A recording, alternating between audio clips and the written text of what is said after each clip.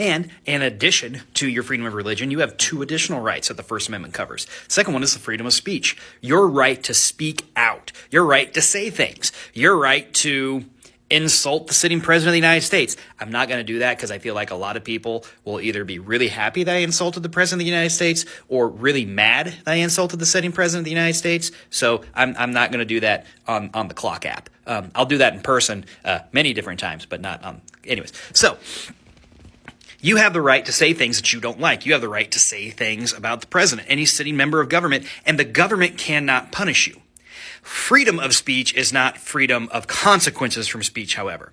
I just said if I insult the president, there might be people who are mad at me. The president himself can't do anything about it, but people can come after me, can call for my job, can call for certain things to happen because of the words that I choose to use. I am not free from the consequences of my speech other than the government coming at me for what I said. So if I decide to speak out against the government and say I think the government's making poor decisions, poor choices, I think the government's doing things wrong, I have every right to say that, and the government can't throw me in jail, limit my speech, or punish me in that sort of way.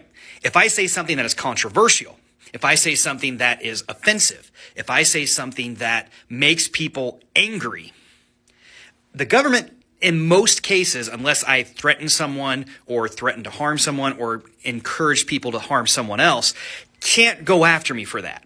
However, I am not free from the consequences of my employer, for other people, and from social media, especially with putting all this stuff up there. If I say something that's horribly offensive, I could have to face the repercussions and consequences of saying that stuff. I might have people come after me for my job. I might have people contacting my place of work. My employer, my boss may not like what I said, and I could face repercussions for that, up to and including losing my job. So while you do have the freedom of speech, it is not absolute freedom. There are limits and conditions on it. Every one of the amendments we're going to talk about have certain limits and conditions on them as verified by the courts and Congress itself.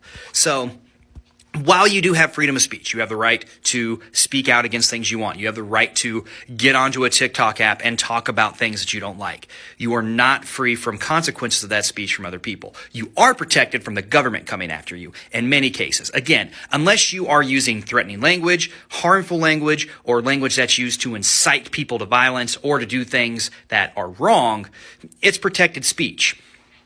You just got to be careful. The age-old example that gets used is you can't yell fire in a crowded room when there's no fire. That's not protected speech. That's just you being a dill hole. So don't be a dill hole. Okay, that covers 2 of the 3 rights that you have under the First Amendment. One more video, we're going to cover the 3rd one.